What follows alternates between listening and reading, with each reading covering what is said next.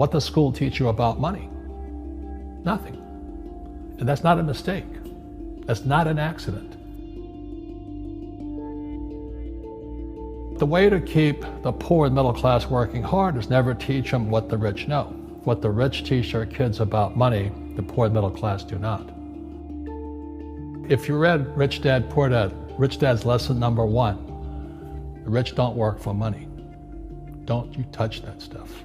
If I pay you, you think like an employee. Your brain will change. If you learn never to work for money, you'll be a rich man. The people that are being screwed today are the poor and middle class because they work for money. You know, the banker friends, they're not working for money. They have money working for them. Yeah, very big difference in mentality here. What is financial education? It's not get a job, work hard, save money, and invest in a well-diversified portfolio, stocks, bonds, mutual funds, and ETFs. That's not it. The financial industry is 2 things, debt and taxes. Debt and taxes. And we still tell kids to go to school, get a job, work hard, save money, and get out of debt. Now, who tells them to do that? That's the most ridiculous thing there is. The book starts and it says, lie number 1, saving money will make you rich. Yeah, it never will. You know that. We're all taught that as kids. Yeah, because they can print it. Why would you save it and why would you work for it if they can print it faster than you can work for it?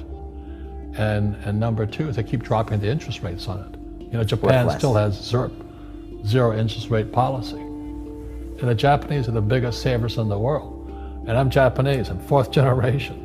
They're not too bright. Right. Why do you keep saving when they're printing it? You know, when I'm in Japan, that's what I mean by fear. They're so afraid because the Japanese, good culture, but they do as they're told.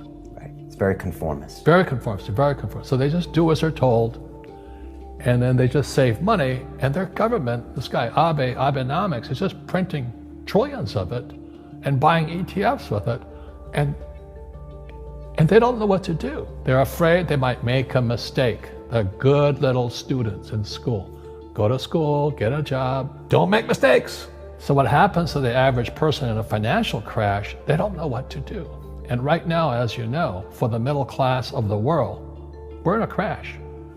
You know, the purchasing power of the yen, the euro, the rupiah, all going down. And people are working harder and harder and harder, and the central banks of the world are printing more money. And so if someone's listening to us that's stuck in that poor middle class trap and they hear it's their fear that ultimately is keeping them from that, that's a hard thing to hear, Robert.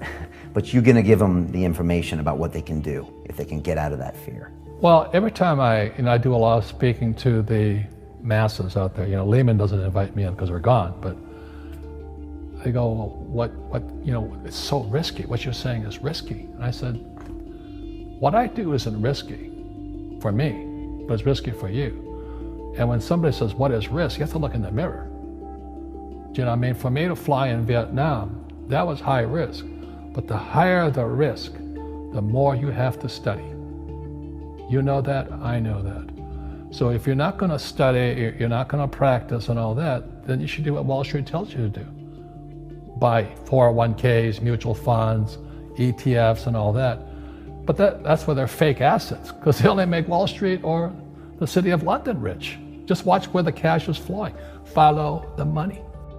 The reason the rich don't work for money is number 1 expense is tax. See, there's 3 kinds of income: earned, portfolio, passive. So earned income is if I get a job, that's earned income. If I'm a doctor or a programmer, that's earned income, because I'm working for it. If I buy, let's say, Apple for $10 and I sell it for $20, that's portfolio income, capital gains. Yeah. But passive income, which is cash flow, is never taxed. So it's not, and so these guys are screaming right now in America, tax the rich. I said, good luck. Because most of the guys complaining, they don't know there's 3 kinds of income. And the rich don't have jobs anyway. They have assets. And so the average schmo out there, poor guy, you know, sent the kid to school, they don't learn this. So that's why in fake, as you were talking about it, there's a newspaper article about Jared Kushner. And he explains how the Trumps and the Kushners don't pay taxes and make millions of dollars. And the reporter couldn't understand him because they're not, our schools will never teach you that 3 types of income. And they judged him and say they're wrong and it's cheating.